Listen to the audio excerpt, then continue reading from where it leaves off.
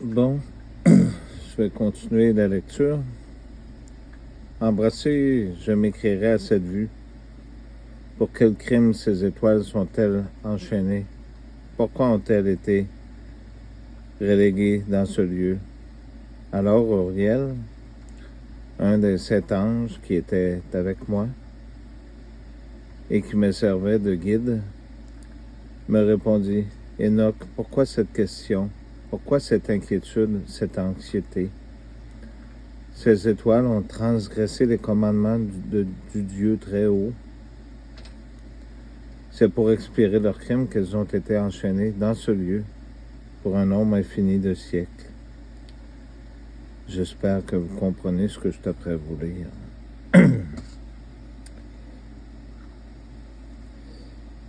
Vous êtes dans une prison. C'est pour ça que vos pères meurent. Vous êtes là. C'est la dernière fois que vous allez pouvoir sortir. De là, je passe dans un autre lieu de terreur. Là, je vis l'œuvre du feu immense, ardent et dévorant, au milieu duquel il y avait une division. Et des colonnes de feu se combattaient entre elles, et elles s'effonçaient dans l'abîme. Il me fut imposé d'évaluer ni sa grandeur, ni sa hauteur. Je ne puis pas plus en connaître son origine. Mais je criais encore, c'est important, à cette vue. Quel lieu terrible, qu'il est difficile d'en sonder les mystères. Uriel, un des anges qui était avec moi, me répondit: Enoch, pourquoi ces alarmes? Pourquoi cet étonnement à la vue de ce lieu terrible, à la vue de ce lieu de souffrance? C'est ici, ajouta-t-il, la prison des anges. Ils seront renfermés à jamais. C'est cette matrice, cet endroit. C'est ce qu'ils sont après vous faire. C'est pour ça que Jésus lui a dit: sortez de là, vous, mon peuple, pour ne pas prendre part à ces péchés. Vous avez un Dieu à choisir, il y a un temps qui a été donné. De là, je m'avançais vers un autre lieu, ou du côté de l'Occident, donc il parle d'ici.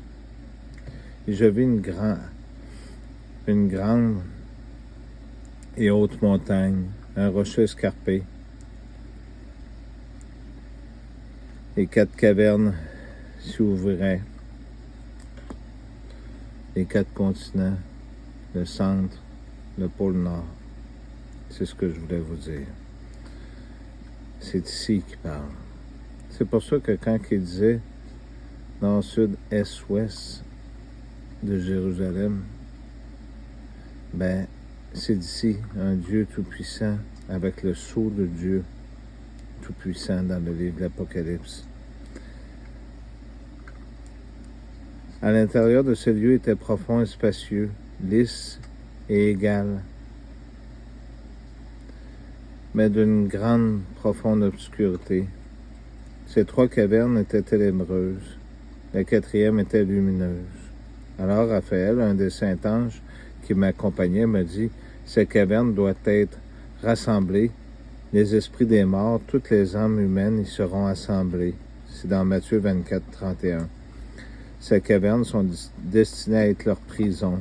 C'est ainsi qu'elles ont été créées jusqu'au jour où ils seront jugés, jusqu'au moment du jour final, celui du grand jugement qui sera exercé sur eux. Je vis là l'esprit d'un mort qui accusait, et sa plainte montait jusqu'au ciel. Il criait et accusait. Alors j'interrogeai Raphaël, le saint veilleur qui m'accompagnait. Je lui dis: à qui appartient cet esprit qui accuse ainsi et dont la voix accusatrice monte vers le ciel? Il me répondit: c'est important ce que je vous dis là. Écoutez bien. C'est la voix de l'esprit d'Abel qui a été tué par son frère Caïn. et qu'il accusera jusqu'à ce que sa race soit exterminée du dessus de la face de la terre. C'est dans Genèse 4:10. Il y en a beaucoup qui ont remplacé les autres sur la terre. Jusqu'à ce que cette race soit effacée du milieu des hommes. Alors j'interrogeais, pourquoi les cavernes sont-elles séparées les unes des autres? Il répondit, il y a 3 cavernes pour séparer les esprits des morts. Dans Luc 16:26, ainsi a été réservée celle d'où jaillit la source lumineuse. Il y en a une qui a une source lumineuse. Vous la vivez présentement, c'est ce que je voulais vous dire. Il a été créé une pour les pécheurs, morts et enterrés, sans avoir subi de jugement durant leur vie. C'est ici que leurs âmes sont enfermées jusqu'au grand jour du jugement, parce qu'il est dit qu'il va y avoir 1000 ans avec le Christ, puis qu'il y a des âmes qui ne ressusciteront pas tout de suite. C'est ici qu'elles sont en proie à des douleurs intolérables, au supplice de ceux qui sont maudits pour l'éternité. C'est la rétribution de leurs esprits. On les enchaînera ici à tout jamais. Donc, c'est important de faire des bons choix. C'est ce que je vous dis. Il n'y en aura plus d'autres choix là, à aller jusqu'à la fin. Là. Ça va être terminé après. J'espère que vous comprenez les paroles que je vous dis. Et voilà ce qui existe depuis le commencement du monde. Leurs esprits de ceux qui accusent sont séparés de celles qui veillent pour leur ruine, pour leurs exterminations au jour des péchés. Ainsi, il a été créé une destinée aux esprits des humains injustes et pécheurs, ceux qui ont commis l'iniquité et qui se sont mêlés à la société des impies auxquels ils ressemblent. Parce qu'ils souffrent ici, leurs esprits seront moins punis. Excusez-moi le bruit, hein? Ils ne seront pas châtiés au jour du jugement, mais enfermés dans ces lieux. Ils n'en sortiront jamais. Alors je louais Dieu.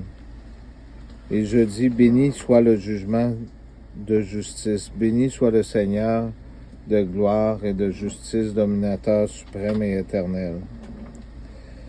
De là, j'arrivais, je vais commencer le chapitre, dans un autre lieu du côté de l'Occident, aux extrémités de la terre, où je vis un feu ardent, un mouvement perpétuel qui roulait nuit et jour, sans traverse ni repos.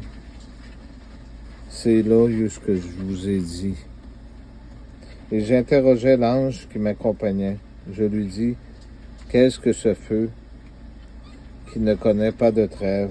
Alors, Rouguel, un des anges qui m'accompagnait, me répondit. Je vais vous lire la ligne qui va avec. Ce feu ardent qui se meurt sans cesse vers l'Occident est le feu qui embrase tous les luminaires du ciel.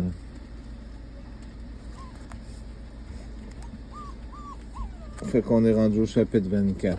Merci.